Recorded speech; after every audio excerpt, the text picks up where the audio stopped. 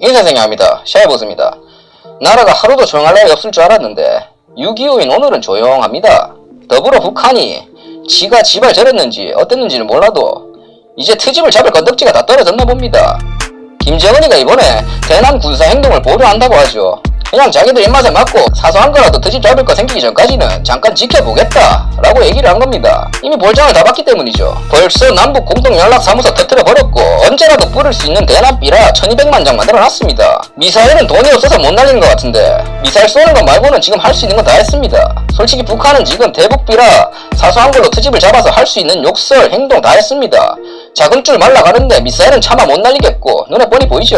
북한이 자기들 할 거 다 해놓고 우리가 이제 군사 배치, 확성기 재설치 같은 대응을 하려고 하니까 이제 군사행동 보류한다고 하죠.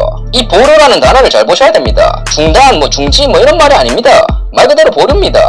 건덕지 생길 때까지 밀어놓겠다는 거죠. 근데 이번에 더불어민주당 반응이 가관입니다. 바로 김칫국 원샷해버리는 모습 보여줬습니다. 한반도 종전선언, 북한이 군사행동 보류하겠다 하자마자 한반도 종전선언 재추진을 하겠답니다. 거기에 한술 더 떠가지고 유엔에 대북제재 완화를 요청을 하겠다 라는 모습도 보여줬죠. 6.25 행사는 조용히 넘어가더니 북한 한마디에는 꼬리가 터질 때까지 흔들어대는 모습이 참 기가 막힙니다. 더불어민주당 김태년 대표가 김정은의 대남 군사행동 보류는 잘한 거라면서 다시 판문점 선언과 9.19 평양 공동정신을 회복하고 소통 협력을 재개해야 한다 라고 했습니다. 벌써 사고 칠 거 다 치고 연락사무소 폭발시켜버리고 요건 한 바가지를 처먹어 놓고도 정신을 못 차렸죠. 뭐만 있으면 좌시하지 않겠다, 가만히 있지 않겠다, 용서하지 않겠다, 웃음이 다 납니다. 좌시를 잘만 하던데 쳐다보기만 하고 하는 게 도대체 뭡니까? 국민 세금으로 만든 남북 공동연락사무소가 폭발이 되었는데 종전선언 같은 뜬구름 잡는 소리를 하기 전에 대국민 사과가 먼저 아닙니까? 문재인 정부가 사비를 털어서라도 메꾸겠다라든지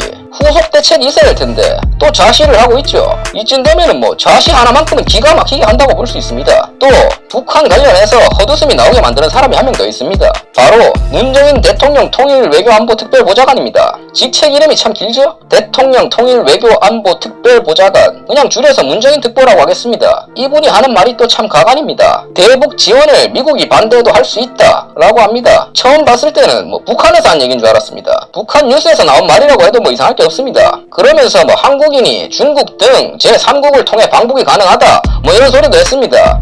진짜 북한을 보내서 다시는 안 왔으면 좋겠죠. 한국은 봉사단체가 아닙니다.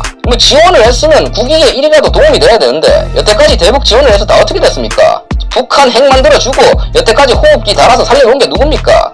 그런데도 혈맹인 미국을 거스르면서까지 대북 지원을 해야 되겠다 저렇게 말하는 저희가 참 수상합니다. 북한은 핵을 만들 의지도 능력도 없다 라고 누가 말하면서 지원을 어마어마하게 해줬는데 지금 어떻게 됐죠? 대북 지원을 이 시국에 왜 합니까? 진짜 제정신이 있는 사람이 할 말입니까?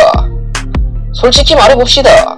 지령 떨어졌습니까? 근데 아주 멍청한 사람은 또 아닌 게 한국이 북한에게 할 수 있는 3가지 길이 있다고 하죠. 첫째는 안정적인 상황관리를 해서 정전을 방지한다. 지금 문재인 대통령이 하는 방식이죠. 1도 안정적이지 않아 보입니다. 둘째는 강경대응책이라고 합니다. 북한이 군사적 대응을 하면은 우리도 군사적으로 강하게 맞선다. 이 사람 정답을 알고 있습니다. 이게 맞는 거죠. 역사적으로 보나 현실적으로 보나 둘째가 정답입니다. 함무라비 법전에도 눈에는 눈, 이에는 이라는 말이 있죠. 상대가 군사적으로 대응을 해봤자 똑같은 게 돌아온다는 걸 안다면은 굳이 싸우려고 들지 않는다. 상식적이지 않습니까?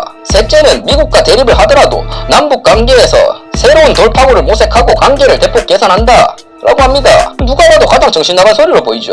근데 안타깝게도 문재인 특보는 이걸 말하고 싶었던 것 같습니다. 미국과 대립을 했는데 관계가 대폭 개선이 된다. 적과 통일이 되면 가능할지도 모르겠죠. 이런 소리를 뉴스 기사로 그것도 6.25에 접하고 있다는 현실이 참 씁쓸합니다. 6월 25일은 민족 상전의 비극이 있었던 날이고 오늘은 그 6.25가 70주년이 되는 해입니다.